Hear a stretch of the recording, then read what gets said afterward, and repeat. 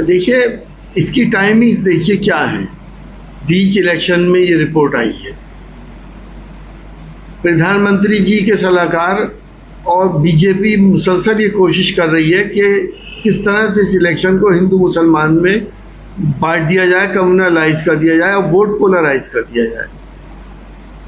ये रिपोर्ट इन्होंने 2015 तक की दी है, 24 तक की क्यों नहीं दी? आप सबको मालूम है, पूरे हिंदुस्तान को मालूम है कि मुसलमानों की फर्टिलिटी रेट अब कम हो रहा है। 24 में जब 24 की जगह देंगे तो हमें उम्मीद है कि मुसलमानों की आबादी कंट्रोल में होगी और कम भी हो रही होगी। जब फर्टिलिटी रेट कम है तो नेचुरल आबादी भी कम होनी चाहिए। लेकिन क्यों इनके इलेक्शन है और इलेक्शन में ये सब चीज़ें लेके आ रहे हैं, और उसमें हमें अफसोस इस बात का है कि प्रधानमंत्री के लेवल से ये सब बातें हो रही। प्रधानमंत्री जी सबके प्रधानमंत्री हैं, सब उनका सम्मान करते हैं।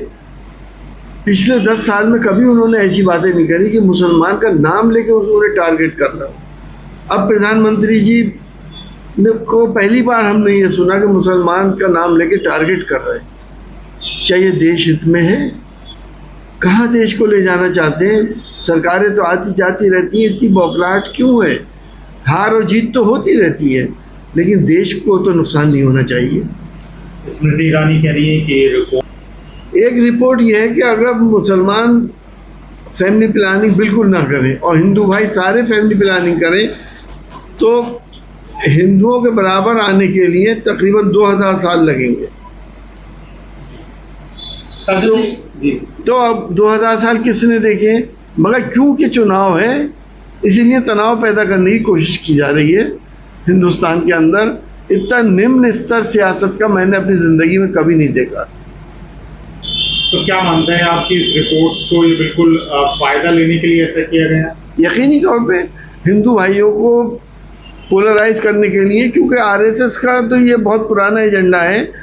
50 साल से वो ये बात कहते हैं कि साहब मुसलमान इसमें बहुसंख्यक हो जाएंगे और हिंदू भाई अल्पसंख्यक हो जाएंगे। डराते हैं ताकि सिर्फ हिंदू हिंदू करते रहें और देश को हिंदू मुसलमान की लाइन पर बांट के अपना उल्लू सीधा करते रहें, नफरतों की सियासत करके सिंहासन हासिल करते रहें।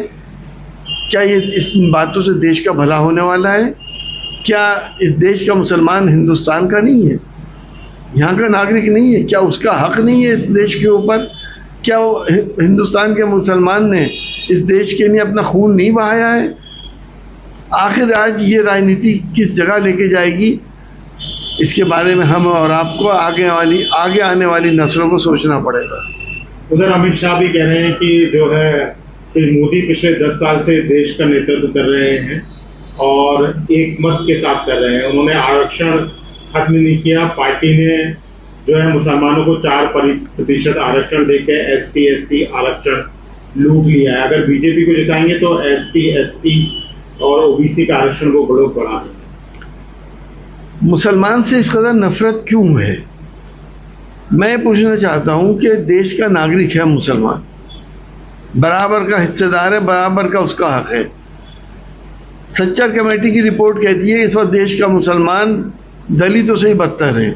आरक्षण इसलिए दिया जाता है कि लोगों को एक स्तर पे इक्वल स्तर के ऊपर लाया जाए। अगर 4% आरक्षण दिया है तो उससे इस कदर प्रॉब्लम हो रही है हमारे साथियों को, बीजेपी के साथियों को। क्या ये देश हित में है?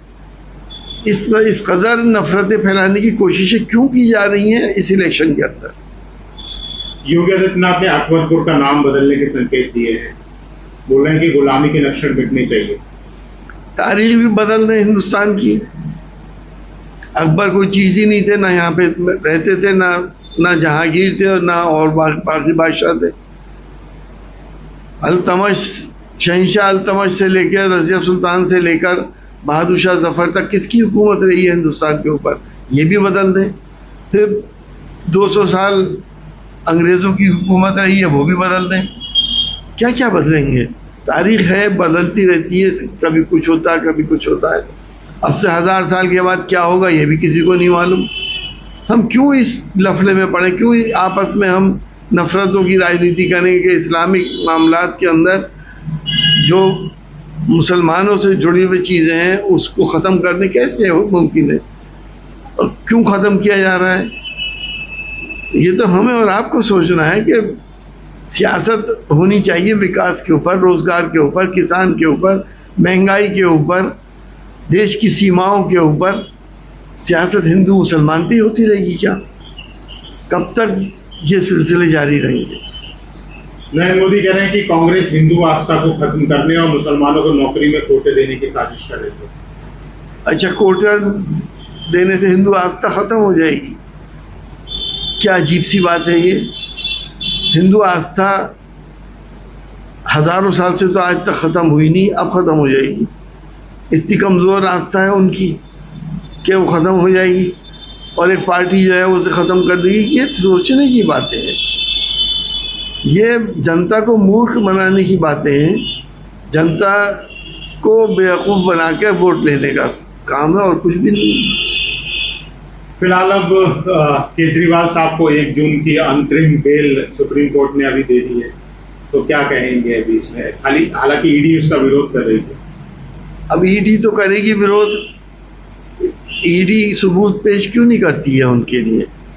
जो भी हमारा अपोजिशन के बड़े नेता हैं, उनको 2 चीफ मिनिस्टर इस वक्त जेल में चले गए, बाकी तो सब साफ सुथरे हैं जो बीजेपी में हैं। अपोजिशन के जितने लोग हैं वो सब करप्ट हैं, साम दाम दंड भेद वाले उसूल हैं चुनाव जीतने के लिए, अब वो उसूल सत्ता दल पूरा इस्तेमाल कर रहा है।